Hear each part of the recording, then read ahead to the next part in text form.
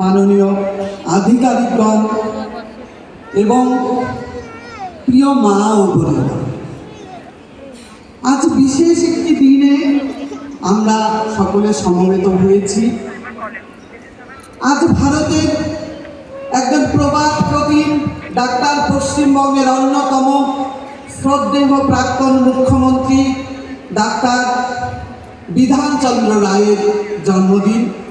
এই দিনটিকে ভারত সরকার doctors day হিসেবে পালন করে আসছে।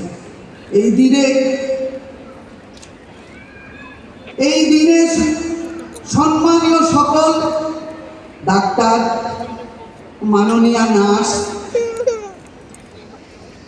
অন্য আধিকারিকগণ এবং এই পেশায় যারা নিযুক্ত ভাই ও বোনেরা, সকলকেই আমার পক্ষ থেকে আন্তরিক শুভেচ্ছা।